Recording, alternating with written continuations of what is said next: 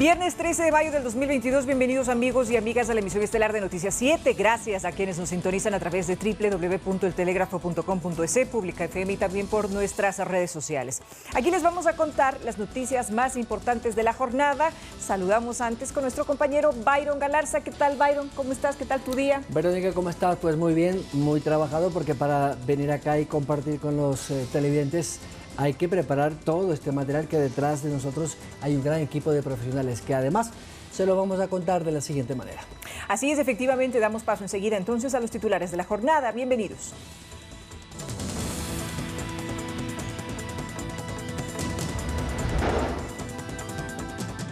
Un adolescente muere electrocutado en un patio de su colegio tras tocar un cerco eléctrico. Ocurrió en Quito y el Ministerio de Educación ya investiga el hecho. Se analizarán reformas legales a fin de sancionar a militares y policías involucrados en invertir en empresas de captación ilegal de dinero como Big Money. El procurador del Estado, Íñigo Salvador, apelará la sentencia de una jueza del Guayas que favoreció a los hermanos Isaías Dazum con la devolución de las empresas incautadas en el 2007 en el gobierno de Rafael Correa. En deportes, Richard Carapaz, en la octava etapa del Giro de Italia, mantiene el 11º puesto. En lo internacional, un sargento del ejército ruso es enjuiciado por un tribunal ucraniano al ser culpado de crímenes de lesa humanidad, al haber asesinado por la espalda a un anciano de 65 años ocurrido en las primeras semanas de la invasión.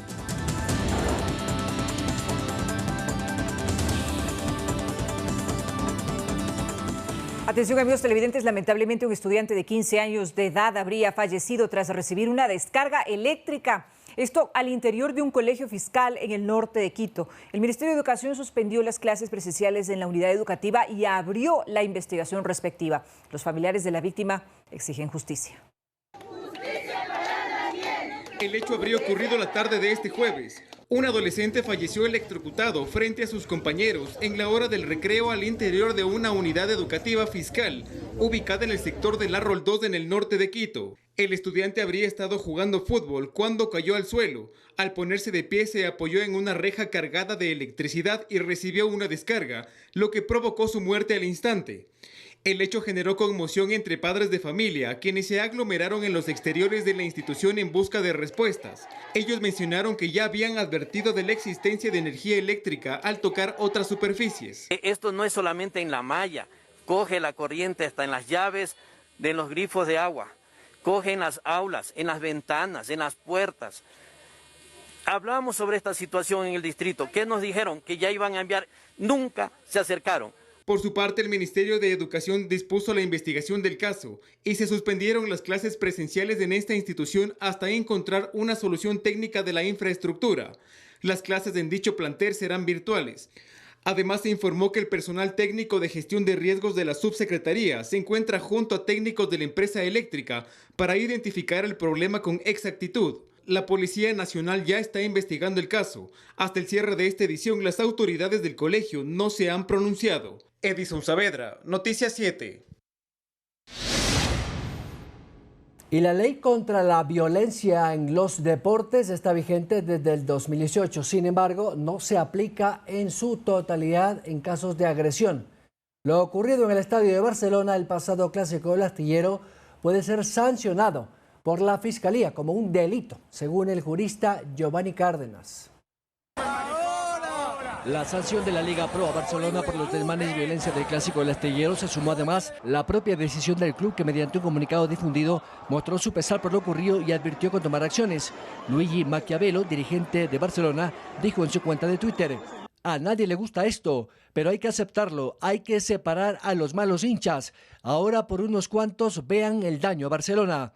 También algunos comunicadores no deben comportarse como hinchas en sus espacios, porque con este tipo de actitudes incitan también a la violencia", dijo el dirigente. Sin embargo, la infracción pública de violencia está tipificada en la Ley de Violencia en el Deporte. Así lo recuerda el abogado Giovanni Cárdenas, uno de los juristas que la redactó.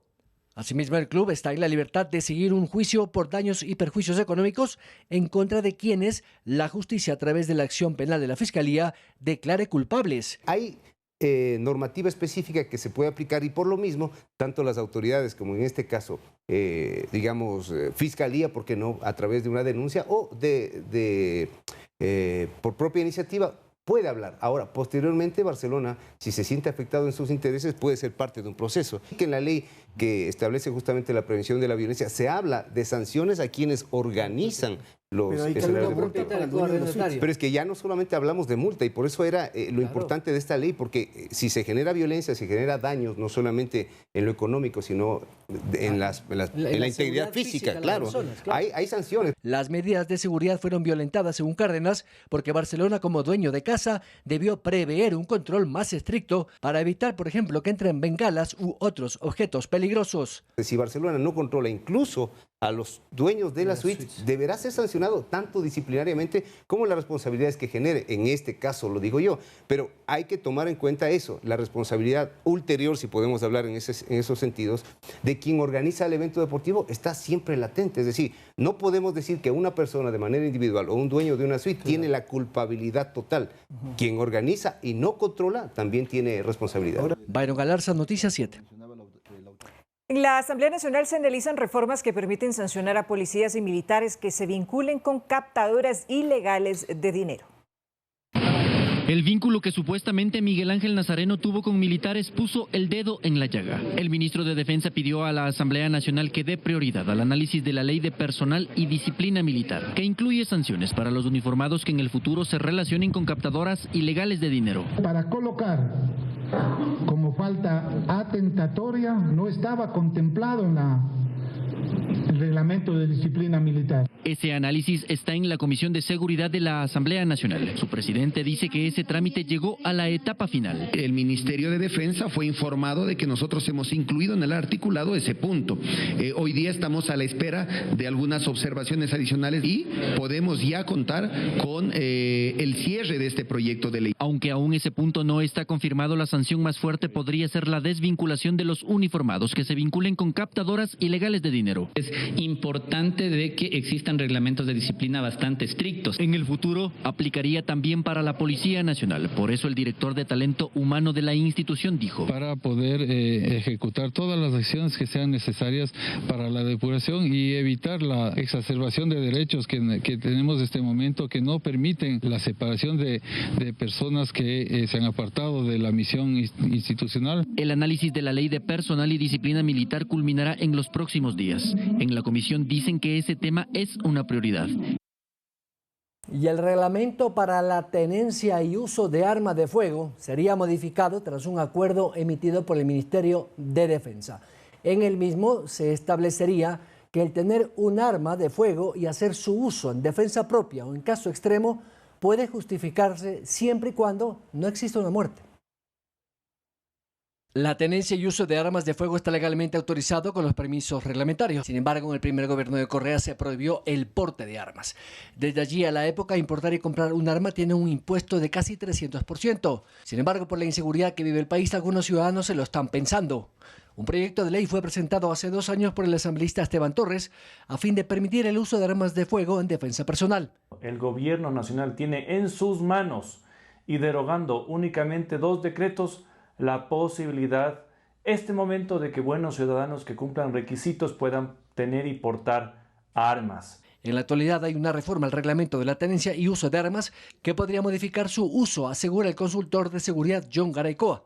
Uno, que exista la flagrancia, que se esté cometiendo en ese momento. No puedo hacer el uso del arma actuando con la misma por una persona que ve. Ese fue el que me robó ayer o antes de ayer, ya no es flagrancia. 2, el uso progresivo de la fuerza, y es una dificultad para los que tienen el porte legal o la tenencia legal de arma. Es un tema incómodo al decir el uso progresivo de la fuerza. Eso sí, aún se discute el uso progresivo de la fuerza y dependerá además de las limitaciones o derechos al portador de un arma de fuego, llámese policía militar o miembro de una compañía de seguridad. Un hombre de seguridad, un policía o un militar encuentra en actitud flagrante a un delincuente cometiendo un acto ilícito, en ese momento el delincuente tiene que legalmente, penalmente, tiene que tener todas las de perder.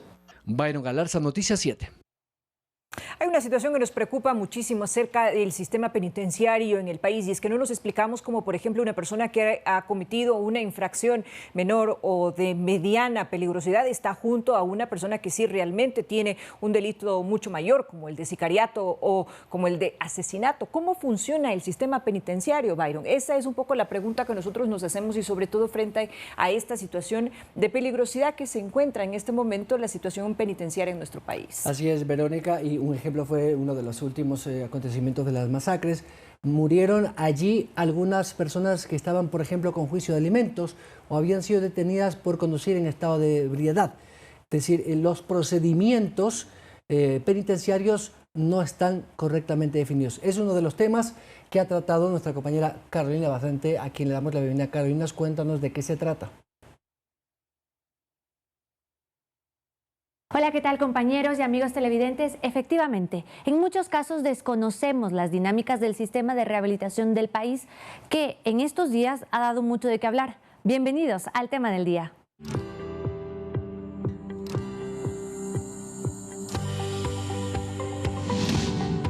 El sistema penitenciario del Ecuador está regulado por un reglamento expedido por el Servicio Nacional de Atención a Personas Privadas de la Libertad y Adolescentes Infractores, SNAI.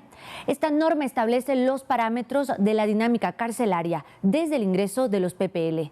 En el reportaje que verán a continuación, intentamos explicarles lo que en papel se establece, pero que en la práctica quizá no se aplique.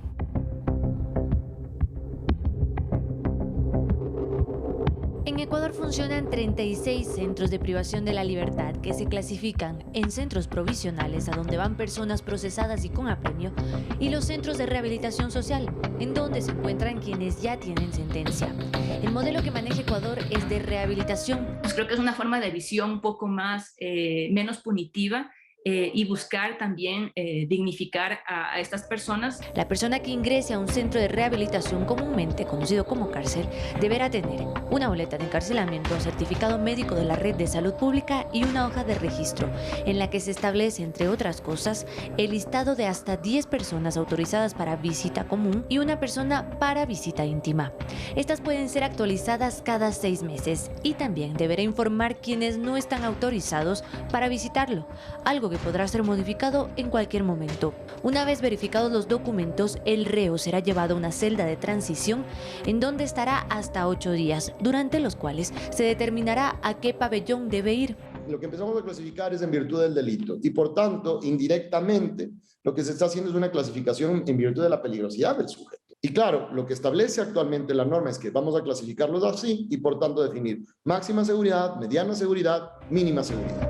El pabellón de seguridad en donde estará el reo incide directamente en varios aspectos. Por ejemplo, en la periodicidad de sus visitas.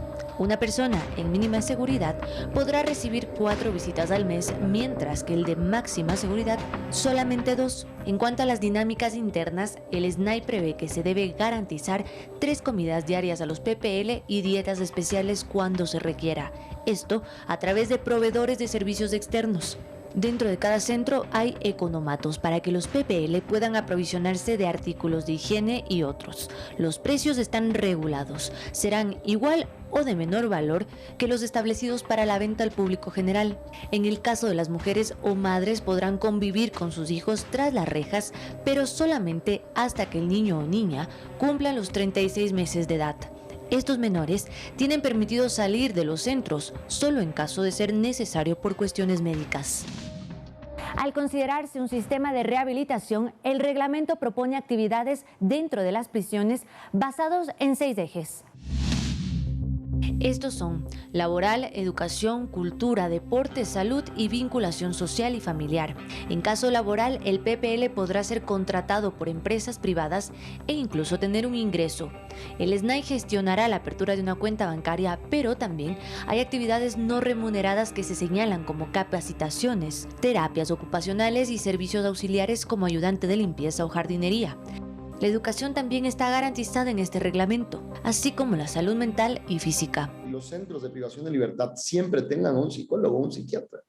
Porque es fundamental el tema de la salud mental de las personas privadas de libertad. O sea, si yo pongo a una persona 23 horas dentro de su celda, 1 hora para que salga afuera, por más peligroso que sea, lo único que voy a generar más bien, enervar más ese trastorno que el sujeto tiene. Este modelo ecuatoriano, que lleva vigente desde 2016, es similar a otros de la región. Existe una visión de privilegiar justamente una política de encarcelamiento. Estamos muy guiados por un sistema extremadamente punitivo. Creemos, ¿no?, que la solución a las disfunciones o los problemas sociales radican siempre en imponer mayores penas y mayores castigos. Es por esto que expertos consideran que es momento de hacer una reforma estructural profunda en el sistema penitenciario, empezando por el enfoque de rehabilitación para cambiar a un modelo de resocialización, como se aplica en Europa. Hasta aquí la información conmigo, compañeros. Que tengan una buena noche. Gracias, Verónica. Carolina. Cada vez hay más dudas y algunas respuestas que además trataremos de esto con el director del SNAI la próxima semana.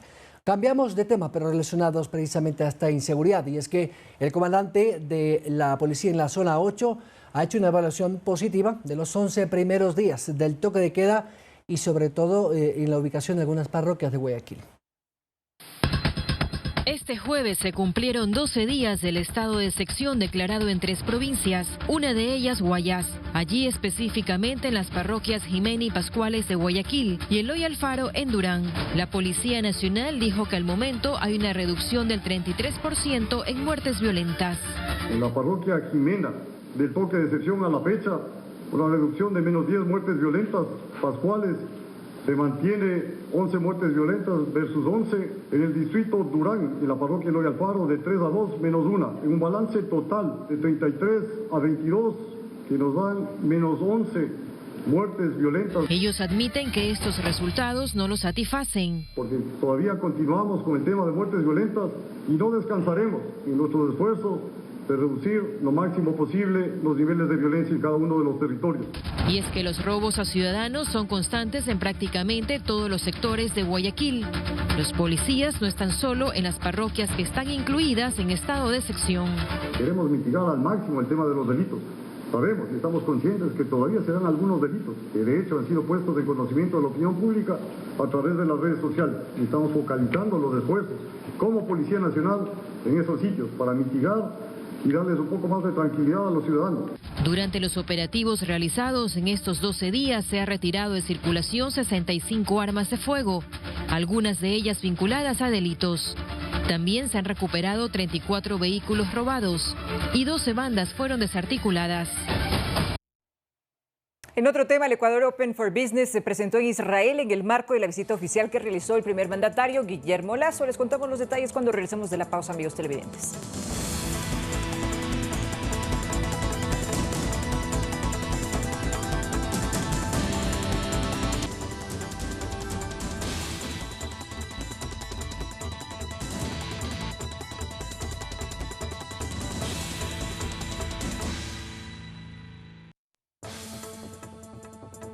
Síguenos en nuestras redes sociales. Estamos en Facebook, Instagram y también en Twitter. Además, somos retransmitidos por Pública FM, Quito, Guayaquil y Cuenca 105.3, Manta 88.1, Loja 90.5. Recuerden, Pública FM.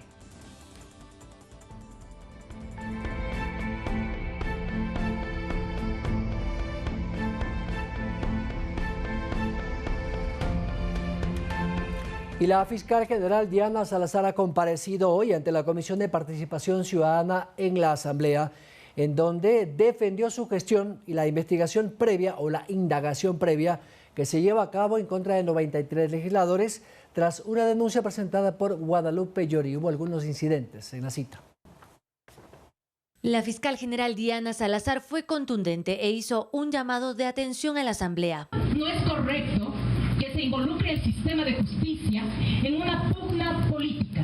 Es que según detalló, la presidenta Llori, quien denunció a los legisladores que dieron paso a la conformación de una comisión pluripartidista para investigarla, no ha ido ni siquiera a reconocer su firma rúbrica, ni a dar su testimonio libre y voluntario. Esto sí le da a pensar a la Fiscalía que única y exclusivamente sencillamente se pretende utilizar a la justicia penal como un instrumento de presión política.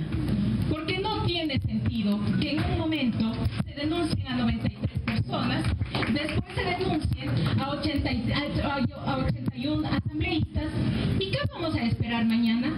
Quizá que digan que fueron 70. Se defendió y aclaró que la investigación previa iniciada responde al procedimiento que manda la ley para la Fiscalía. Que no se pretenda utilizar al derecho penal en conflictos que escapan a su competencia y que deben resolverse aquí o en otras vías. Durante la comparecencia en esta comisión de mayoría correísta se increpó a la fiscal sobre otros temas, como el caso Una Papers. ¿Qué te pasa a ti? La sesión se fue de las manos tras un cruce de palabras entre los asambleístas Ferdinand Álvarez, Blanca Sacancela y Juan Fernando Flores. Y le pido por favor a usted que mientras yo estoy hablando, usted guarda silencio. Guarda silencio. ¿Qué te pasa a ti? ¿Qué te pasa a ti? Lo que obligó a la terminación abrupta de la comparecencia y el compromiso de la fiscal de responder a los legisladores de forma escrita. Carolina Basante, Noticias 7.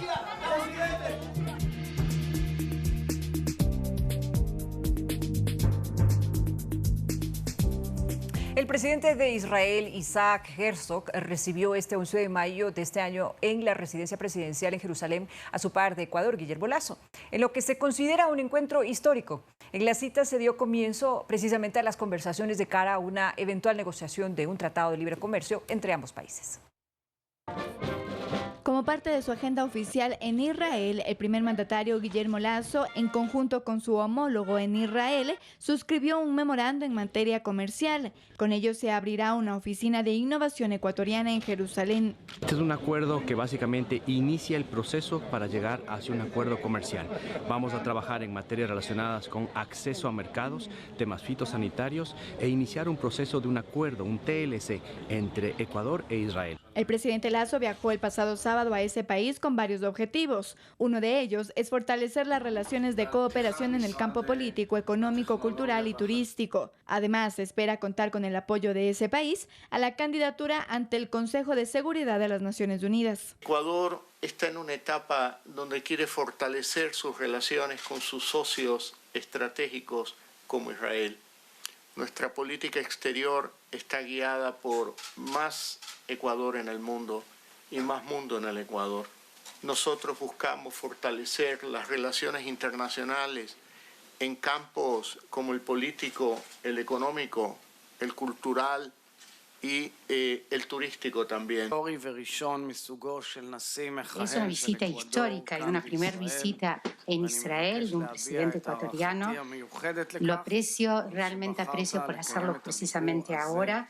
Y es una etapa adicional en el fortalecimiento de las relaciones de nuestros países. Al finalizar el encuentro, Guillermo Lasso subrayó que la agenda oficial de Ecuador en Israel incluye la presencia de una delegación de 50 jóvenes emprendedores, quienes conocerán el desarrollo del ecosistema de innovación que se implementa en ese país. Andrea Orbe, Noticias 7.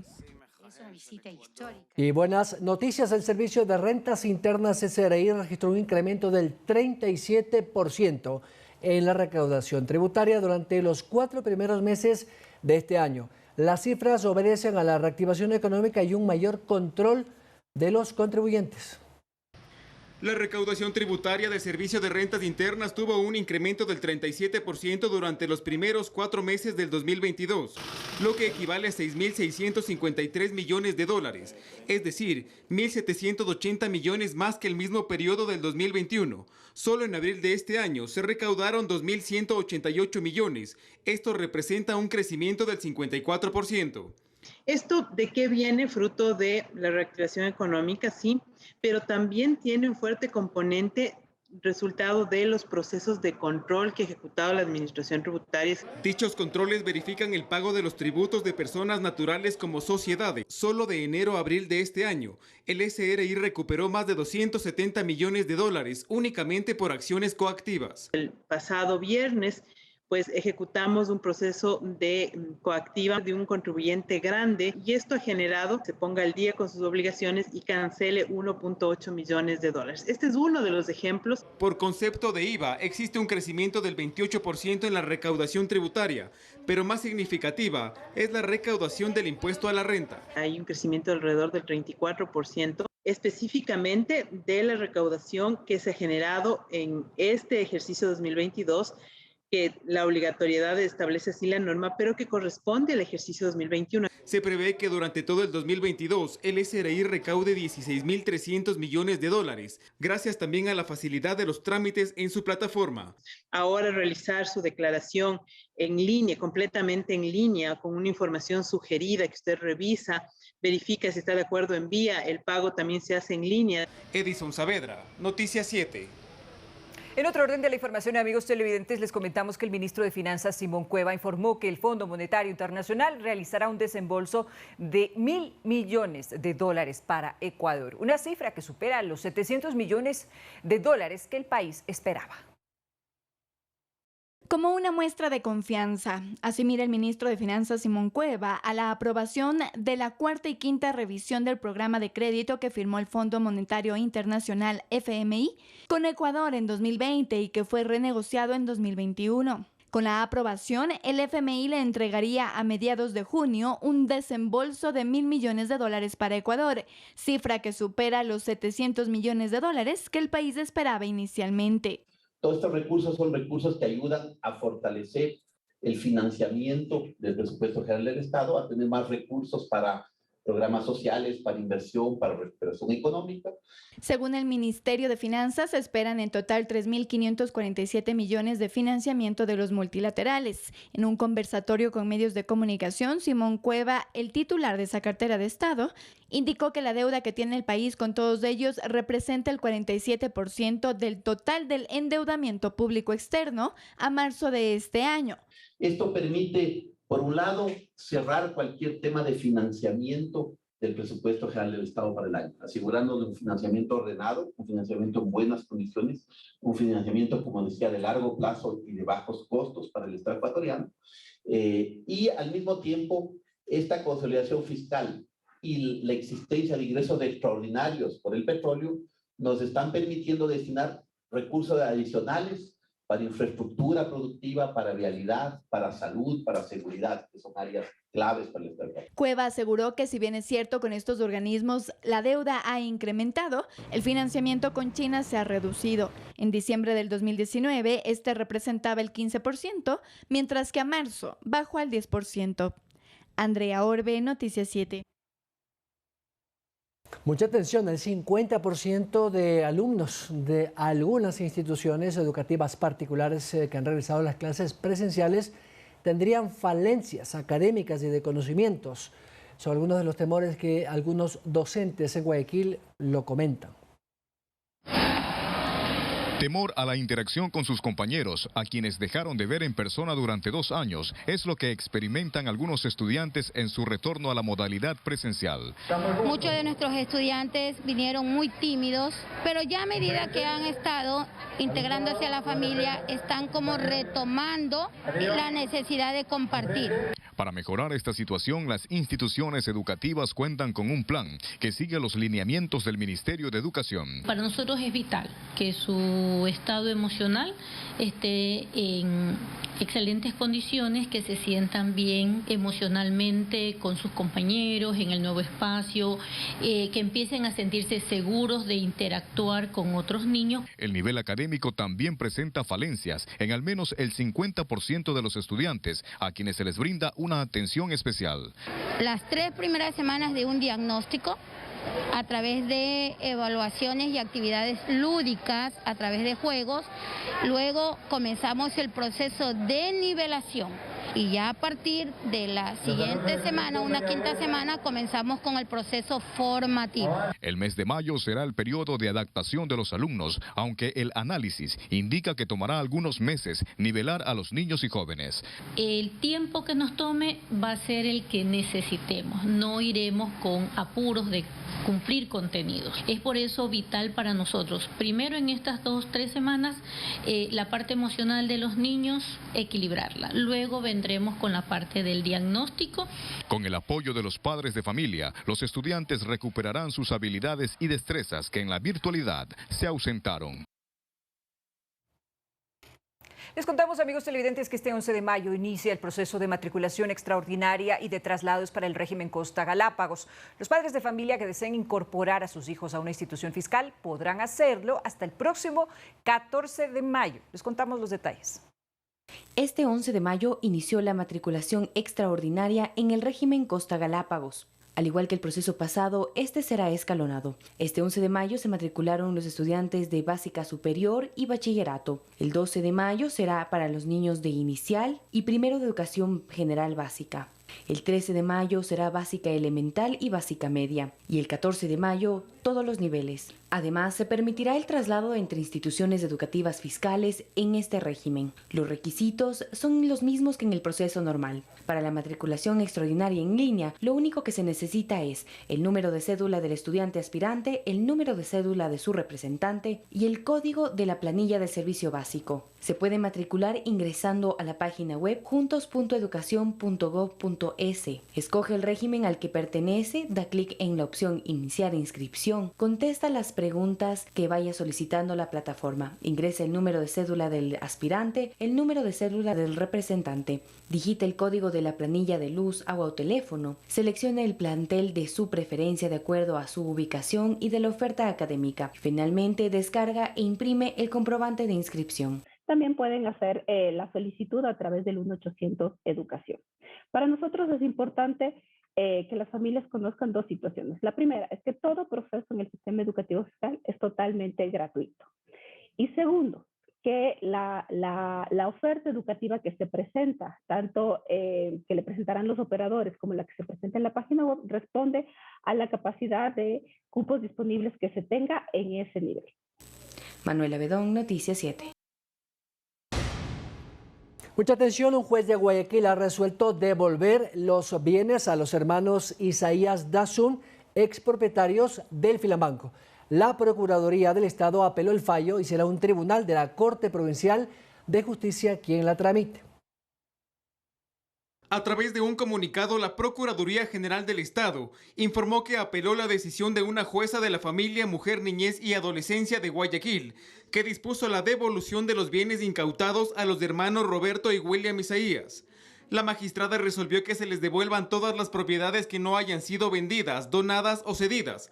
Según la Procuraduría, la magistrada resolvió convertir una acción de medidas cautelares presentada hace 4 años en una acción de protección a favor de los hermanos Isaías y recalcó que ahora será la Corte Provincial de Justicia que conozca y resuelva dicha apelación. El 18 de marzo se conoció que los hermanos Isaías, expropietarios de Filambanco, demandaron al Estado ecuatoriano por $2.000 millones como reparación por supuestos daños causados por la incautación de sus bienes posterior al feriado bancario. Roberto y William Isaías abandonaron el país en el año 2000 tras la quiebra de Filambanco. 8 años después, el 8 de julio del 2008, el entonces gerente de la AGD ordenó incautar 195 empresas, entre ellas varios medios de comunicación, negocios inmobiliarios, industriales, entre otros, con el objetivo de recuperar el perjuicio tras el cierre de su banco. En 2012 fueron condenados a 8 años de prisión, acusados de peculado por presuntos abusos de fondos de préstamos de liquidez, entregados por el Banco Central a Filambanco en septiembre de 1998. Sin embargo, en 2021 fueron declarados inocentes. Edison Saavedra, Noticias 7.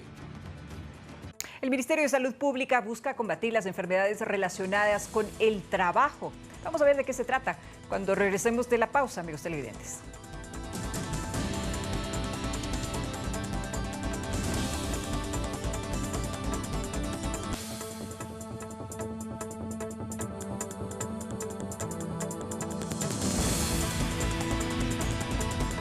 Síguenos en nuestras redes sociales, Facebook, Instagram y Twitter.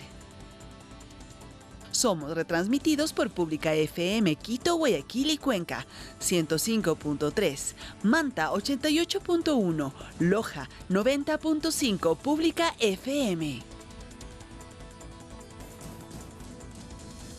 Bueno, y como ustedes saben, estos últimos días hemos estado hablando de la salud física y el ejercicio para mantener una buena salud, y nos reíamos porque efectivamente pues cuando abusamos del ejercicio podríamos lesionarnos, sobre todo cuando pasamos de cierta edad, que no somos tan jovencitos.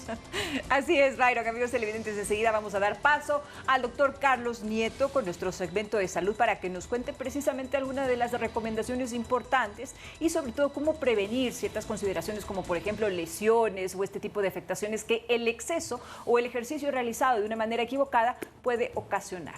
Adelante. Muchas gracias, Verónica y Byron, en los estudios de Noticias 7.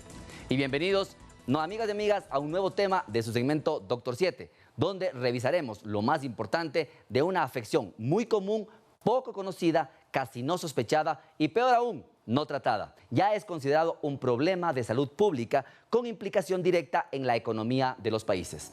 La vitamina D representa uno de los principales factores determinantes para el desarrollo de la vida en la Tierra y para también la evolución humana. Soy su amigo, el doctor Carlos Nieto, médico internista de su Centro de Medicina Interna, MedInter, y les agradezco su compañía a nuestra cápsula médica del día de hoy, donde queremos conocer más a fondo la mal llamada vitamina D. Acompáñenos. Esto es Doctor 7. A la luz de la evidencia científica, es una hormona y se desempeña con funciones como una hormona real. Por ejemplo, como la hormona de la glándula tiroides. Es muy común hablar de la vitamina D, pero se trata de un término compuesto por dos palabras y ninguna de las dos términos es correcto, ya que ni es vitamina ni es tan solo un compuesto.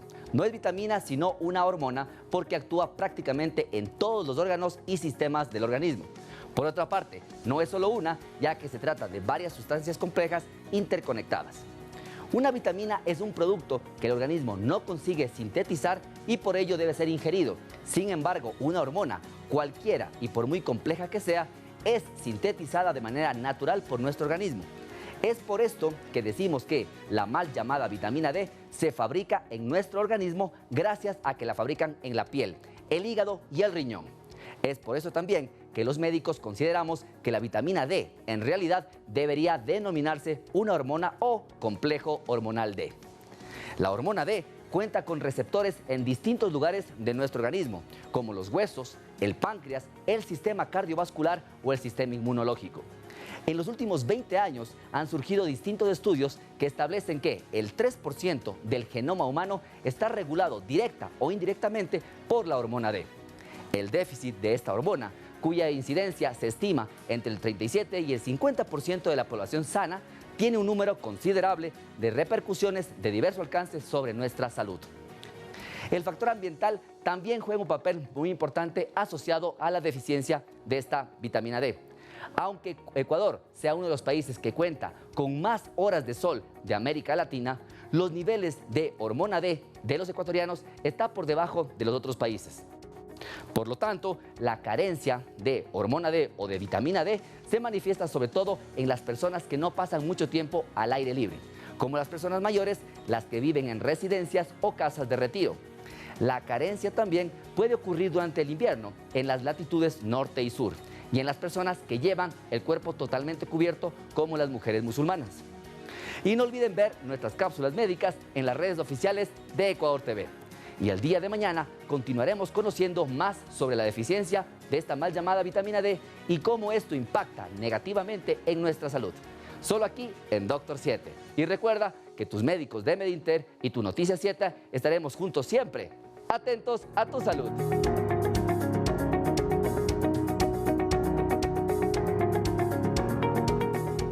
Muchísimas gracias a nuestro querido doctor Carlos Nieto por esas recomendaciones acerca de la actividad física. Ahora les comentamos, amigos, que según la Organización Panamericana de la Salud, OPS, la depresión posparto afecta lamentablemente al 56%, y esta es una cifra bastante alarmante, de las madres en los primeros 4 meses después de dar a luz. En la siguiente nota les vamos a contar precisamente cómo prevenir y cuidar de las madres luego del alumbramiento y sobre todo, y lo más importante, poder entender que esta es una condición que escapa completamente de las manos de quien lo padece. La depresión posparto afecta al 56% de las mujeres en América, según la Organización Panamericana de la Salud. No se conoce el origen de esta enfermedad, pero se le atribuye a los cambios hormonales, fisiológicos y sociales de la madre. Siente que no hay una capacidad para poder darle al bebé el cuidado, y cuando le cuesta retomar sus actividades o ir como adecuando sus actividades en función de este nacimiento. La psicóloga clínica Paulina Cárdenas explica que normalmente esta se desarrolla durante el primer año de maternidad y la principal señal de alarma puede ser el sentir una desconexión con el bebé. Ni de alimentarlo, que hay como esta desconexión. Muchas veces incluso las mamás pueden sentir deseo de lastimar al bebé, como de que no existiera, cosas así, estas ideas, y claro, luego entran como en razón y se sienten culpables. Los síntomas de la depresión posparto pueden ser estado de ánimo deprimido o cambios de humor graves, llanto excesivo, dificultad para relacionarse con el bebé, aislarse de familiares y amigos, pérdida del apetito o comer en exceso, incapacidad de dormir o dormir demasiado. Cárdenas explica que la mejor forma de acompañar a una madre es con la prevención. El acompañamiento durante el embarazo, el parto y el posparto es fundamental. La mamá necesita, en primer lugar, no sentirse sola en el proceso de crianza, como tener una tribu que le vaya sosteniendo en el proceso, porque muchas veces estos temores y esta sensación de melancolía y de no poder con todo se da justamente porque ahora las mamás criamos solas. El pasado 4 de mayo se conmemoró el Día Mundial de la Salud Mental Materna, donde se busca generar conciencia sobre sus necesidades individuales. Manuela Bedón, Noticias 7. Un tema relacionado al Ministerio de Salud Pública busca combatir las enfermedades relacionadas con el trabajo. La institución, junto a la Organización Panamericana de la Salud, OPS, ha realizado un estudio a escala nacional para conocer los factores que ponen en riesgo a los trabajadores. El Ministerio de Salud presentó el panorama de la salud de los trabajadores en Ecuador en el periodo 2021-2022. Este es el primer estudio nacional de condiciones de trabajo y salud en 6 sectores productivos: agricultura, construcción, minería, pesca, salud y trabajo informal. Óscar Bereneche, representante de la Organización Panamericana de la Salud, dijo que el 65% de Latinoamérica es parte de la fuerza laboral. El trabajador promedio pasa alrededor de 2/3 de su vida en el trabajo, lo que convierte el trabajo mismo no solo en una fuente de ingresos, sino también en un componente fundamental para determinar la salud. Es por esto que a través del monitoreo epidemiológico ocupacional se logrará una toma de decisiones sobre la salud de los trabajadores. Jimena Garzón, ministra de Salud, explicó que las enfermedades asociadas al trabajo están subreportadas y producen una pérdida de entre el 4 al 10% del Producto Interno Bruto. Imagínense cómo produciría el Ecuador si al inicio del trabajo nosotros haríamos una determinación de que esta persona no puede exponerse a tal factor porque puede desarrollar tal patología. Garzón señaló que los trabajadores pueden desarrollar también trastornos mentales. Pueden estar presentando trastornos depresivos y no necesariamente por problemas psicoemocionales y de estrés laboral, sino porque están expuestos a químicos en la agricultura. Para el estudio se tomó una muestra aleatoria estratificada donde se incluyeron 4.290 trabajadores. En los resultados se muestran prevalencias, síntomas musculoesqueléticos, mentales, síntomas respiratorios y escala de precariedad de las actividades mencionadas. Manuela Bedón, Noticias 7. Interesante tema, amigos televidentes. Y ahora les contamos que propietarios de hospedajes temporales manifiestan su preocupación por un reglamento que impulsa el Ministerio de Turismo para que se registren, pues aseguran que podría ser perjudicial. Sin embargo, esta cartera de Estado manifestó que es un borrador y que se está trabajando precisamente en una normativa definitiva con las observaciones y sugerencias recabadas.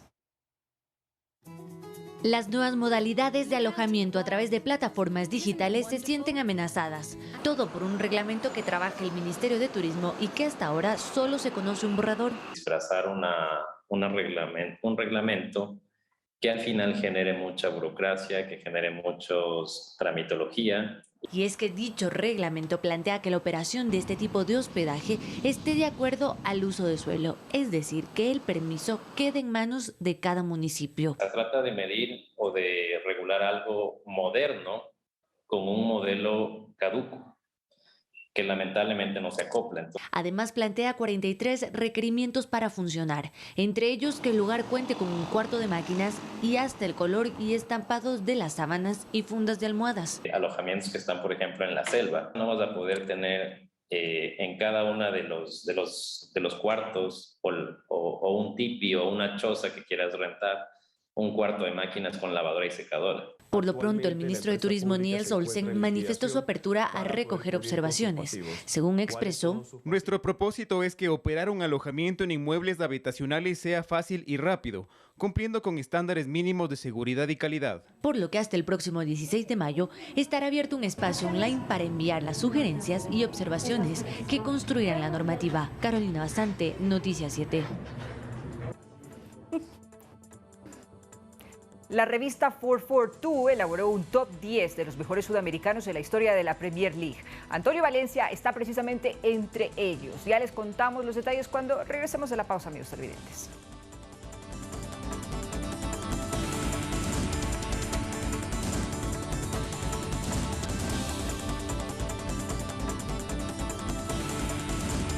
Vamos enseguida con las noticias internacionales, amigos televidentes. Autoridades colombianas ofrecen una recompensa equivalente a $49.000 para dar con el homicida del fiscal especializado contra el crimen organizado de Paraguay, Marcelo Pecci, asesinado durante su luna de miel en Cartagena. Veamos a continuación un reportaje de nuestro canal aliado, La Voz de América. Este es el video que señala al presunto responsable del asesinato del fiscal contra el crimen organizado de Paraguay, Marcelo Pecci, quien recibió 3 disparos en la ciudad de Cartagena. Autoridades no solo dieron a conocer el video, también un retrato hablado del presunto homicida, quien habría escapado en una moto acuática en la isla de Barú. Todas las capacidades de la Fiscalía General de la Nación y de la Policía Nacional, con fiscales especializados para llegar a los responsables. En Colombia, por el homicidio material, pero en cualquier parte del mundo, para los autores intelectuales. El crimen sucedió al mediodía del lunes, minutos antes del asesinato. Su esposa, la periodista Claudia Aguilera, le había confesado que se encontraba en estado de embarazo. Un equipo conformado por 2 fiscales especializados e investigadores expertos en homicidios tipo sicariato, de la Policía Judicial del CTI y de la Policía Nacional, quienes están trabajando inicialmente en los actos urgentes. La Policía de Colombia ofrece una recompensa millonaria por quien brinde información que permita capturar al responsable del asesinato del fiscal. Ofrece hasta 2.000 millones de pesos de recompensa para ubicar e identificar a los autores materiales del homicidio. La comunidad internacional ha condenado el asesinato de la periodista palestina Hayrin Abu Akleh, quien realizaba la cobertura de una redada del ejército israelí en un campamento de refugiados al norte de Cisjordania. Este miércoles, la cadena de noticias qatarí Al Jazeera, en donde trabajaba la periodista Shireen Abu Akleh, de 51 años, emitió un comunicado acusando a Israel de supuestamente haber asesinado con un impacto de bala en la cabeza a su corresponsal palestina, hecho ocurrido durante operativos del ejército israelí en un campamento de refugiados en la ciudad de Jenin. Consideramos esto algo intencional, porque la bala pegó exactamente en el área bajo sus oídos que no está cubierta. Fue un ataque deliberado. Consideramos que fue asesinada deliberadamente. El gobierno israelí se defendió de las acusaciones. En una publicación de Twitter, el primer ministro judío Naftali Bennett dijo que los hallazgos preliminares de la investigación realizada por las fuerzas de defensa de Israel en las últimas horas indican que no se disparó hacia donde estaba la periodista. Sin embargo, las investigaciones continúan. La versión israelí apunta que el disparo vino por parte de palestinos y no de las fuerzas de defensa de Israel. Sin embargo, colegas de Abu Akleh que estaban con ella en el momento de su muerte señalaron que a su alrededor no había palestinos disparando. Este miércoles, la Unión Europea condenó este asesinato y expresó sus condolencias a familiares, amigos y colegas de la víctima. Pedimos inmediatamente una investigación rápida e independiente para que los autores de este terrible crimen sean llevados ante la justicia. Un portavoz de la Unión Europea se solidarizó con los periodistas y manifestó que seguirá apoyando su trabajo, en particular cuando cubren estos conflictos. Ahora, amigos televidentes, les invitamos a revisar más noticias internacionales en el siguiente resumen. El gobierno de Estados Unidos planea levantar las restricciones impuestas en la pandemia para pedir asilo. La medida, que ha afectado más a ciudadanos mexicanos y centroamericanos, ha generado un amplio debate entre republicanos y demócratas. El título 42 prohíbe la entrada de personas que representan un riesgo para la salud y tendrá fin el 23 de mayo. En España, se aprobará una nueva ley de aborto que permitirá que las jóvenes a partir de los 16 años interrumpan su embarazo sin permiso de sus padres y podrán tener acceso a este procedimiento en todos los hospitales públicos del país. Además, la normativa permite que las mujeres dispongan de un permiso de 3 días para aquellas que tengan dolencias en su periodo menstrual.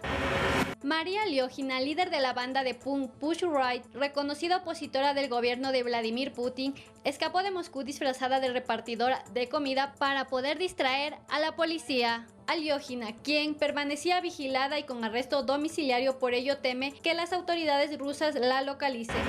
5 días después de la explosión en el Hotel Saratoga de La Habana, Cuba, los rescatistas continúan la búsqueda de las víctimas del desastre que hasta el momento ha dejado 43 muertos. 3 nuevos cuerpos fueron hallados, entre ellos uno corresponde a Juan Carlos Díaz, de 55 años, concejal local, y a una mujer de 77 años. La presente emisión de Noticias, amigos televidentes, le vamos a contar que la vida del legendario cantante y actor mexicano Vicente Fernández se ha plasmado en El Último Rey. Esta es una serie de televisión protagonizada por Pablo Montero. Anthony Belchi habló con él sobre este proyecto. Veamos qué le contó. Vicente Fernández fue uno de los artistas más reconocidos de México y su vida se ha plasmado en la serie biográfica El Último Rey, que repasa los episodios más destacados de su trayectoria. El actor Pablo Montero encarna al personaje que triunfó en la música, el cine y la televisión. Y todas las etapas, pero sí, obviamente la época de oro de Vicente pues fue cuando sus películas, cuando empezaron los éxitos, ¿no? de Volver. Esta producción audiovisual, que se emitirá en Estados Unidos y América Latina, también se adentra en los aspectos más desconocidos del Charo de Huentitán y su faceta más personal cuando no estaba frente a miles de personas. Se va a ver mucho la parte, obviamente, personal detrás del escenario, la parte como padre, como esposo y cómo cuidó siempre a su familia. Vicente Fernández, que murió el pasado 12 de diciembre a los 81 años, se ha convertido en una de las figuras más icónicas de México. Para Pablo Montero, ponerse en la piel de este artista ha sido todo un reto y confía en haber cumplido con las expectativas del público. Interpretar a Vicente lo tenemos que hacer lo más natural posible para que la gente lo viera así y no se sacara de onda o no le brincara algo. Los productores ya llevaban varios años trabajando en esta serie, que tuvieron que cambiar tras la muerte de Vicente Fernández. Anthony Belchi, Voz de América, Miami.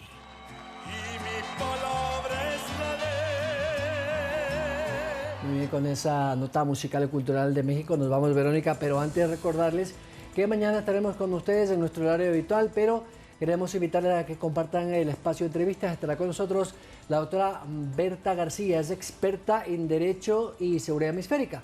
La inseguridad de las cárceles será el tema principal. Y también el viceministro de Economía y Finanzas, José Antonio Castillo.